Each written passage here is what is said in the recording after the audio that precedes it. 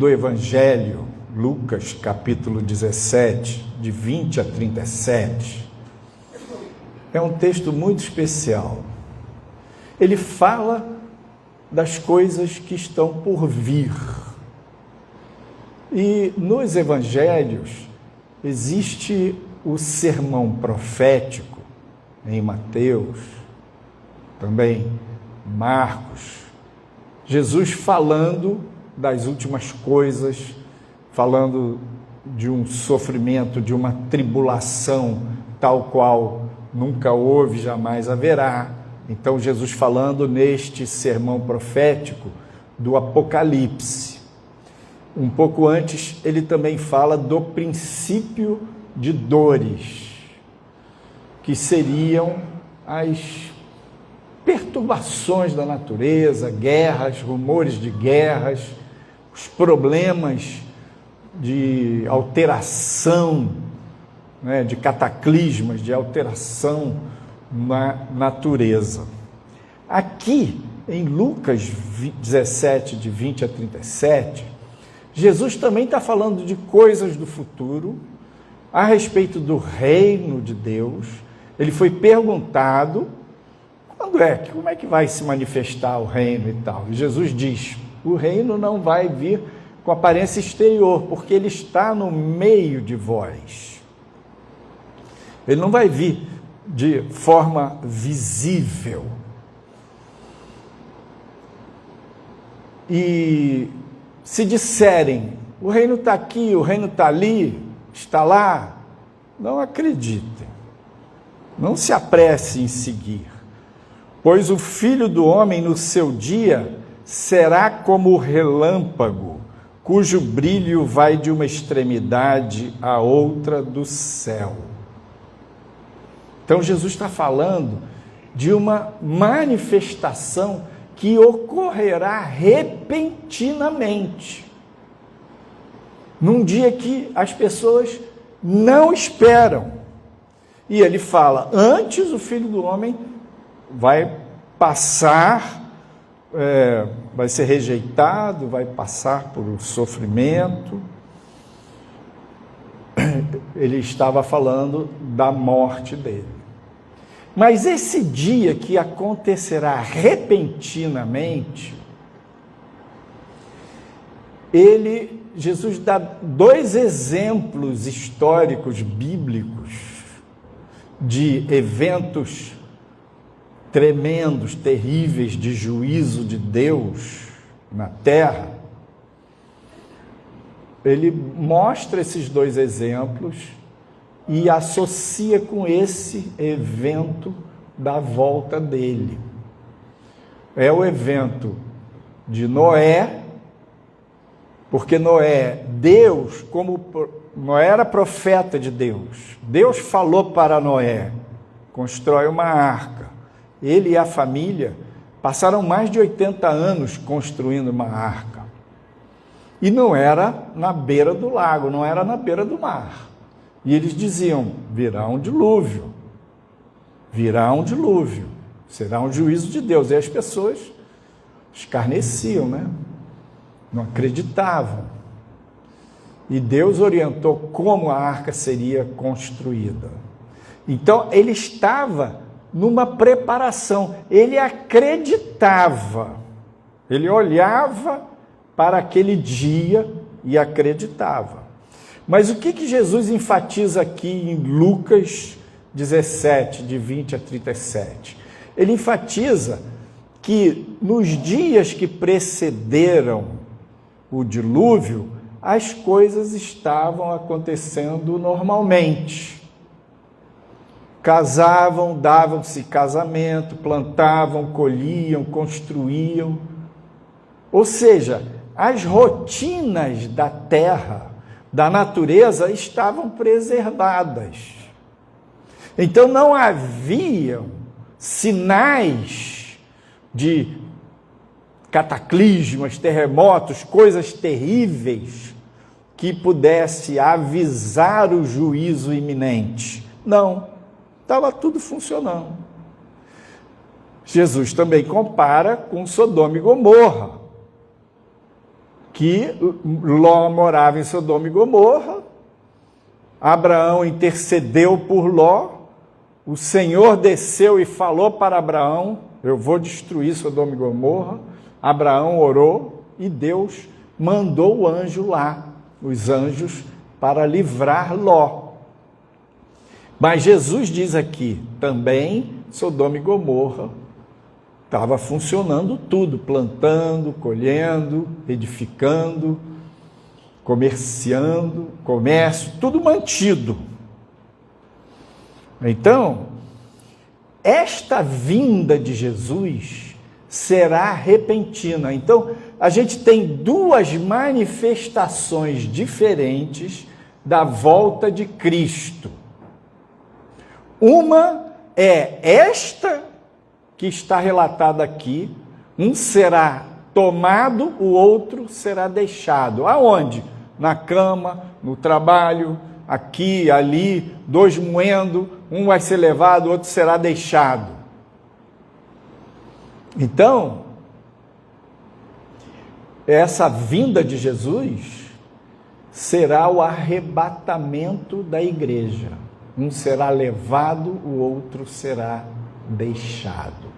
Esta é a primeira manifestação de Jesus, a volta dele para aqueles que o buscam, que o esperam, será repentina, sem aviso prévio.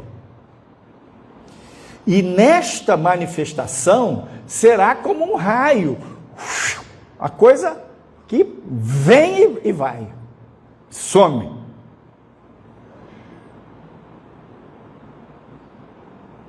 A segunda manifestação da volta de Jesus acontecerá quando, após o arrebatamento da igreja, vai se desencadear a grande tribulação, ou todas as ocorrências, os acontecimentos do Apocalipse.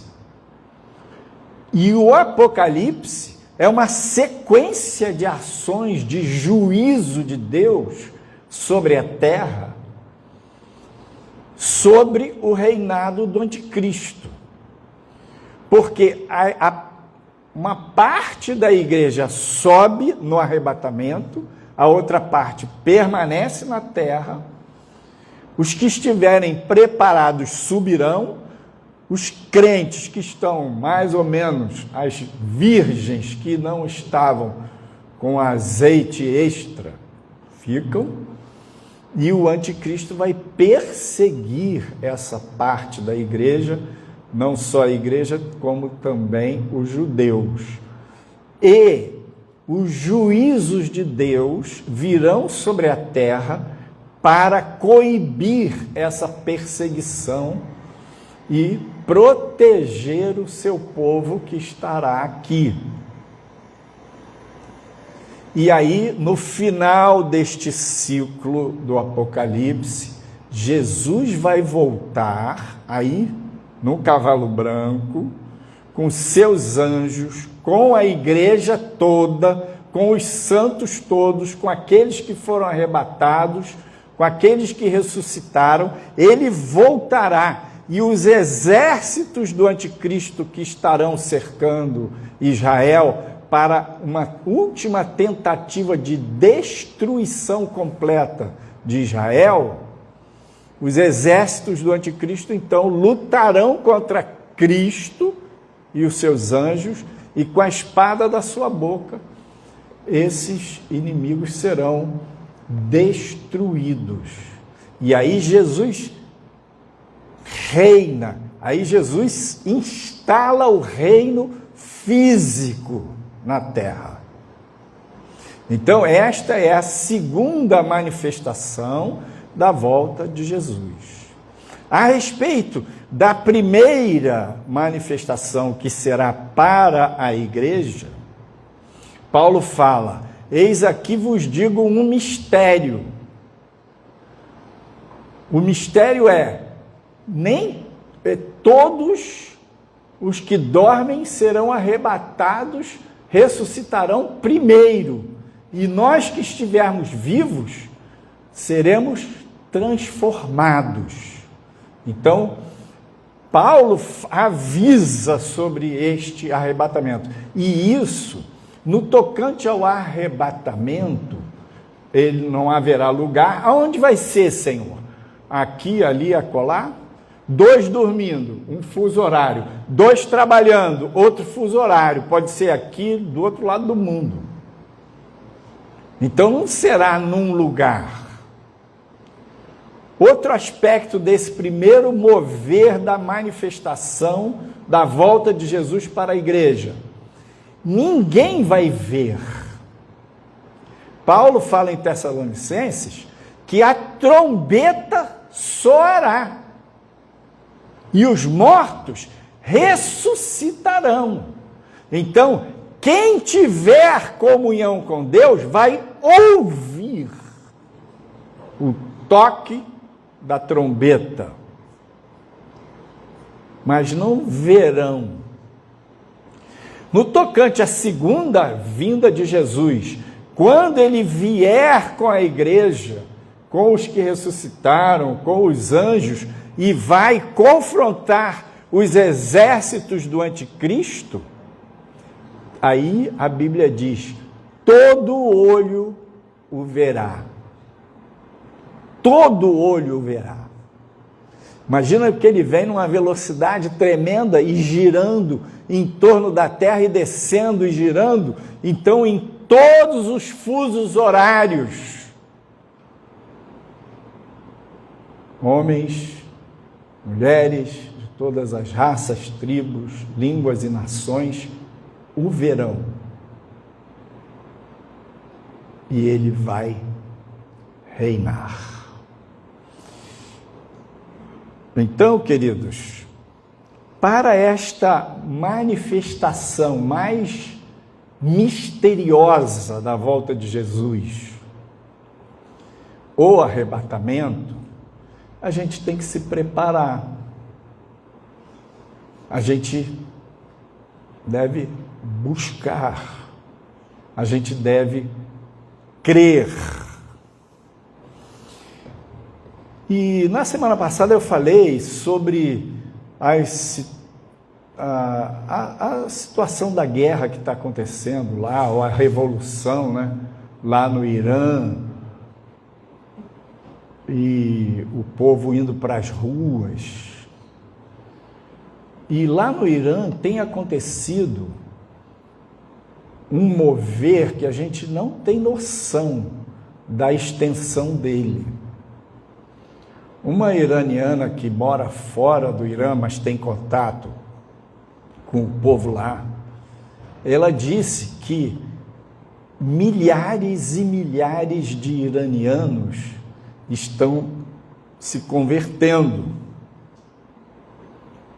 estão conhecendo a Jesus. E diz que nas últimas décadas, milhares de mesquitas fecharam. Ela disse que haviam 70 mil mesquitas em todo o Irã. O Irã é um país grande, tem 90 e tantos milhões de pessoas. E haviam 70 mil mesquitas.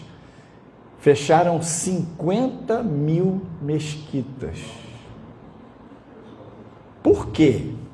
Porque o povo não quer aquela coisa de uma teocracia islâmica, né, opressiva.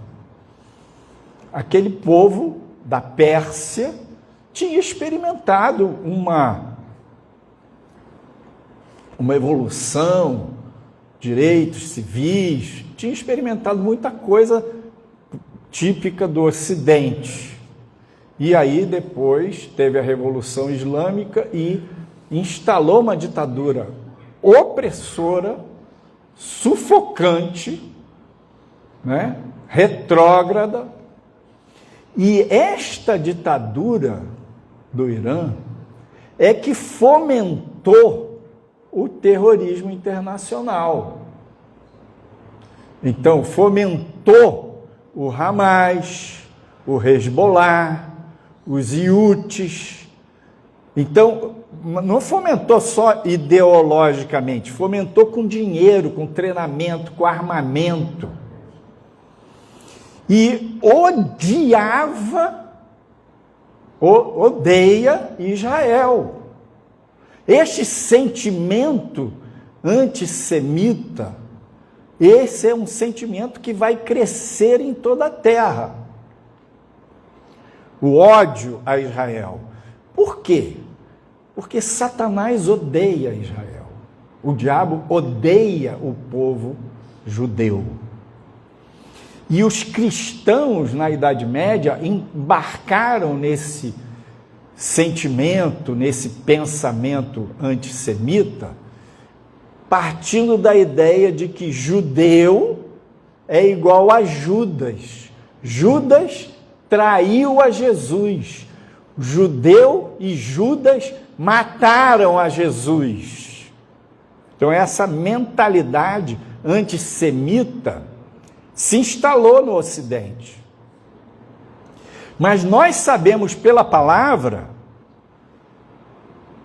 que este era o plano de Deus. Deus cegou os judeus, tapou os ouvidos deles, para que eles não aceitassem Jesus como Messias, para que ele, sendo rejeitado, morresse em nosso favor, em favor de toda a humanidade, para salvar não só os judeus, mas todas as nações. Foi nessa rejeição de Jesus que ele morreu por todos, e nós que éramos gentios, nós que não éramos oliveira verdadeira, fomos enxertados em Cristo, fomos salvos. Então, nós louvamos a Deus por esse mistério da salvação, por Cristo ter morrido em nosso favor, e louvamos a Deus por Abraão, Isaque e Jacó, e por Davi, e por Jesus de Nazaré, Jesus filho de Maria, Jesus o Cristo, o Messias, o Salvador. Então, queridos, nós temos um amor a Deus, Pai, Filho e Espírito Santo, nós temos um amor pela palavra de Deus e temos amor pelas profecias que a palavra diz, que elas se cumprirão, não só em relação a nós gentios, que somos salvos, como o arrebatamento da igreja, também profecias que se cumprirão em relação a Israel, a Jerusalém. Voltando para o Irã levantou-se como o principal agente no mundo, na geopolítica, o principal Estado, poder tirânico contra seu povo, para destruir, odiar e fomentar o ódio a Israel. E o que aconteceu? O governo, durante décadas, investiu em armamento, tecnologia, batalhando para fazer bomba atômica, essas coisas todas, mísseis de longo alcance, e não investiu na melhora das condições de vida do povo. E nos últimos meses, nos últimos anos, mas no ano passado, houve uma seca progressiva. Tem um grande lago ao redor de Teherã que foi secando, e essas medidas, elas não são medidas que você toma de uma hora para outra e resolve. Soluções desse tipo são soluções que demoram, às vezes, décadas. E o lago foi secando, e acabou a água em Teherã, a capital do Irã. A água tornou-se escassa. A inflação foi lá para cima. O rial, que é a moeda lá do Irã, quando o Shah Reza Pahlavi, nos anos 70, no final dos anos 70, reinava, 70 reais comprava $1. Hoje, 1.140.000, sei lá, mais de 1 milhão de reais para $1. Então, o que está acontecendo no Irã? Uma revolução. e o povo está morrendo, e aquilo tudo que a gente já sabe de notícia. Mas eu quero dizer assim para vocês, esta guerra, esta revolução que está acontecendo no Irã, está dentro do sermão profético em que Jesus falou guerras e rumores de guerras. Só que o Irã, ele era alinhado com a Rússia, com a China, com a Venezuela, com a Coreia do Norte. Todas as ditaduras, e essas ditaduras, neste momento, não estão podendo fazer nada pelo Irã. Por quê? A China está com um problema econômico, a Rússia está com uma guerra lá contra a Ucrânia, a Coreia do Norte tentou ajudar a Rússia lá na guerra contra a Ucrânia. Não tem muito recurso, é um país pobre, pequeno, não é que nem a Coreia do Sul que prosperou por causa da ditadura. Eram todas ditaduras e todas odiavam Israel, odeiam. E o que está acontecendo? O Irã vai cair, o regime do Irã vai mudar. E o povo nas ruas clama pela volta do rei, do Reza Pahlavi, filho. O pai morreu na Revolução e o filho está no exílio. Clama para ele voltar. E clamam por ajuda a Israel. O povo do Irã, a antiga Pérsia, tinha uma conexão, uma afinidade com Israel. O que vai acontecer, irmãos? Isso eu creio. Que vai haver uma mudança de regime lá no Irã. E o Irã vai deixar de ser a República Islâmica, que não é república, é uma ditadura, vai deixar, e vai funcionar tipo Inglaterra, né? Vai voltar a monarquia, mas o rei vai ter uma parte laica, eleições e tal, e o Irã vai prosperar.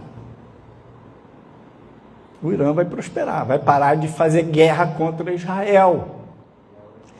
E isso vai estabelecer uma paz no Oriente Médio. Uma paz definitiva, pastor?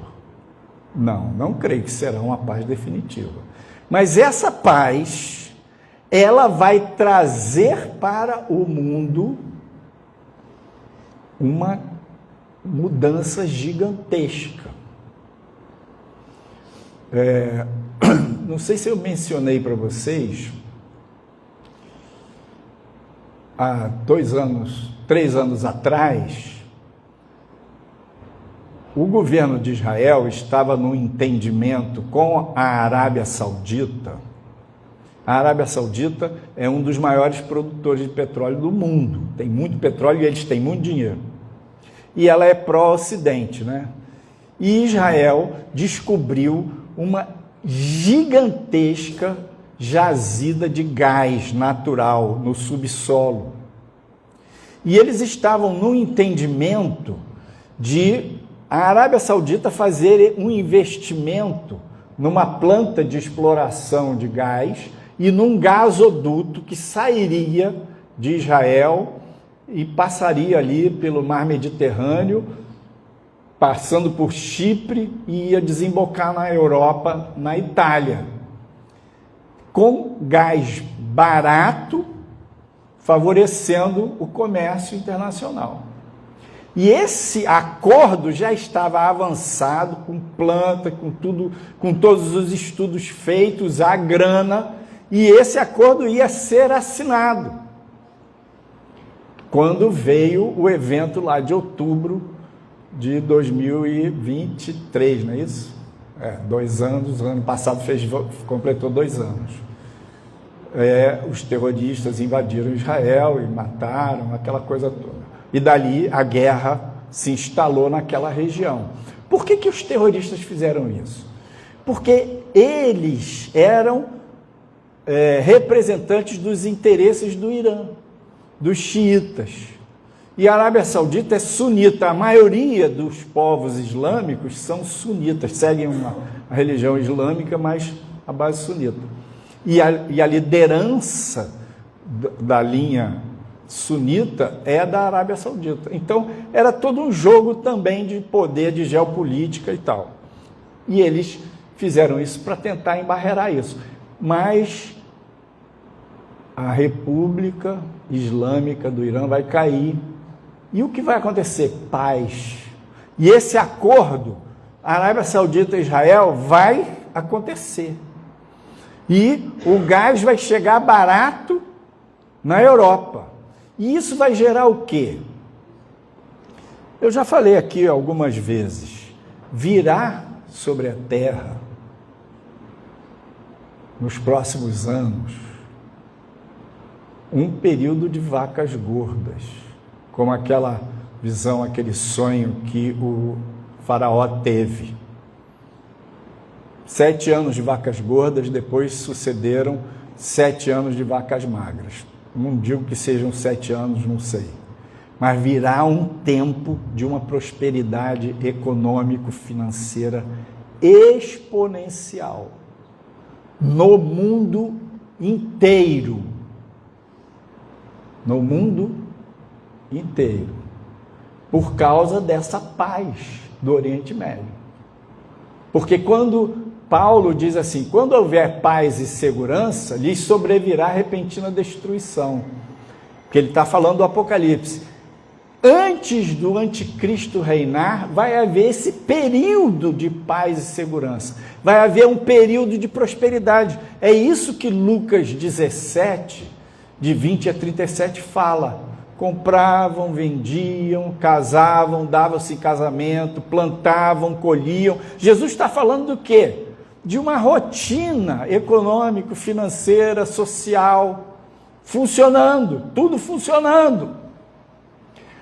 Então, queridos, muitos cristãos pensam, não, a volta de Jesus vai ser precedida por um período de terrível sofrimento, porque as pessoas imaginam o sermão profético como referência para a volta de Jesus. Mas o sermão profético é referência para o Apocalipse. O Apocalipse virá. E depois do Apocalipse, Jesus voltará? Voltará. Mas o que mais importa para a igreja é Lucas 20. É o arrebatamento da igreja. Que nem todo olho verá, em que vai soar a trombeta, e de repente vai acontecer. E vai acontecer, 2 estarão trabalhando, um será tomado, outro deixado, 2 estarão dormindo, um será tomado, outro será deixado. Vai acontecer de repente, com tudo preservado. E creio eu, que não só tudo preservado, mas num período de grande abundância econômico-financeira. Pastor, como é que você sabe disso? Se você lê Apocalipse, capítulo 19, 20, que fala sobre a Babilônia, e Babilônia é a capital mundial do reinado do anticristo, quando vierem juízos sobre essa capital mundial, os mercadores vão lamentar e dizer, que era tão rica, e tinha isso, e os navios, e tal. A riqueza, haverá uma riqueza gigantesca no mundo e no reinado do anticristo. Então, queridos, eu quero avançar para dizer para vocês assim, as vacas gordas virão. Então eu quero colocar uma pergunta. Prosperidade é bênção ou é maldição? Prosperidade é bênção ou é laço? Essa prosperidade que virá será bênção. Essa prosperidade que virá vai A igreja vai surfar essa onda. Você pode surfar essa onda. Existem bênçãos de Deus para o povo dele. Mas a prosperidade do mundo, a riqueza circulando de forma absurda no mundo, também pode ser laço. Vai depender de para quem você vai curvar sua cabeça.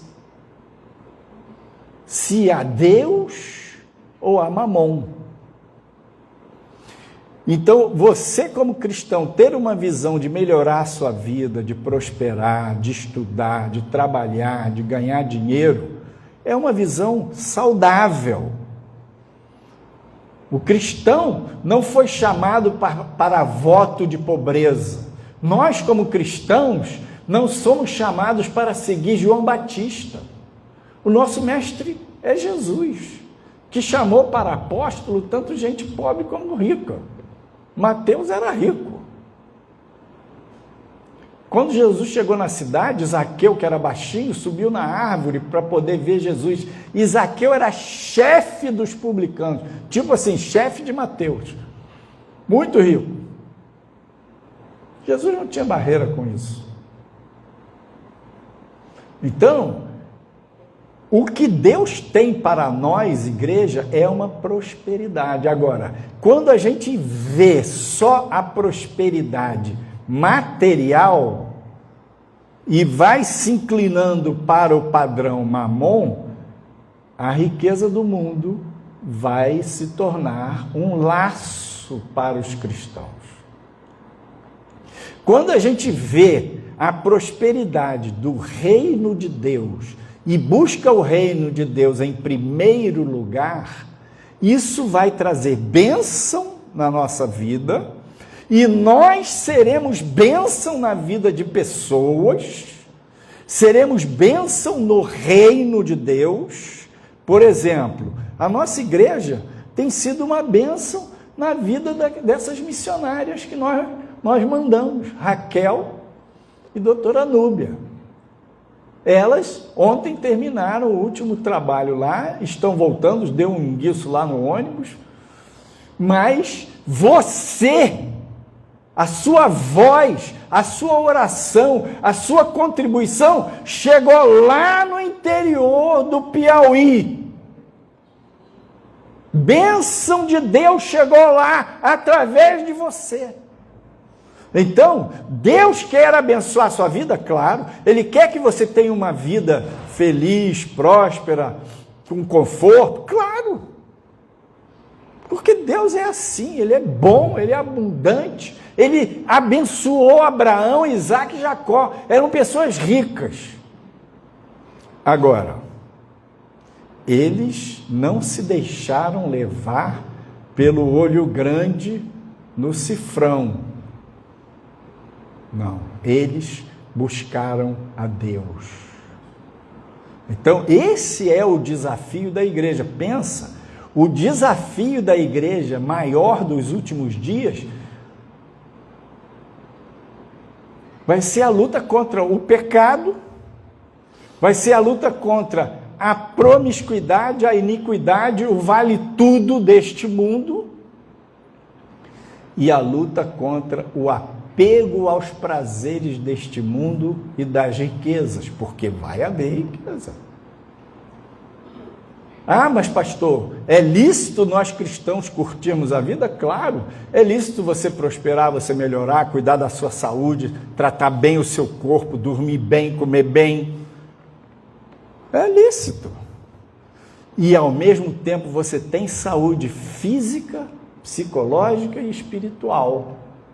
O seu Deus é o Deus de Abraão, que quer abençoar sua vida, quer abençoar sua casa, sua família. Mas você, no temor do Senhor, você não quer aquela riqueza de Mamon, você quer aquela prosperidade que vem de Deus. Você quer ser fiel a Deus acima de tudo. Sabe por quê? porque você tem um olhar ali na frente, lá na frente. Você está se preparando, não é para ficar rico, você está se preparando para ouvir a trombeta soar.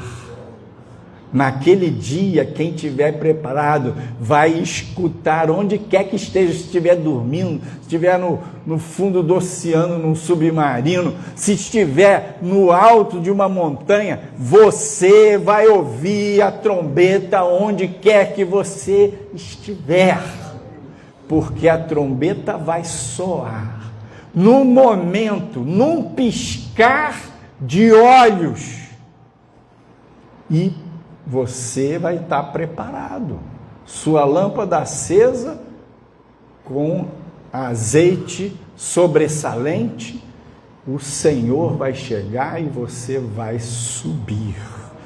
Então, o nosso desafio é a gente se manter fiel nesse mundo que avança, muitas coisas vão piorar no mundo. Quando eu falo de vacas gordas, eu estou falando da parte econômico-financeira, mas outras áreas, as coisas vão piorar. A degradação moral, a perseguição, a noção de certo e errado que vai se transmutar, o certo vai virar errado, o errado vai virar certo. Tudo isso vai piorar, vai aumentar. É engraçado que hoje se fala muito de não ter preconceito, mas pode ter preconceito contra o cristão, pode ter preconceito contra aquele que crê, que tem valores firmes, pode ter. Contra o resto, tudo, bagunça, viração de medo, tudo pode, para o lado ruim. Então, neste sentido, vai piorar. A parte financeira e econômica, essa prosperidade das vacas gordas, é um teste, é uma prova para a terra, para a humanidade nos últimos dias. E nós não queremos nos deixar enganar por pão e circo, como foi instalado lá em Roma. O domínio do Império Romano dominava as nações, dava pão e circo, comida, e o povo ficava todo iludido. O nosso olhar está naquele que está além dos montes. O nosso olhar está naquele que reina. Em nome de Jesus. Amém.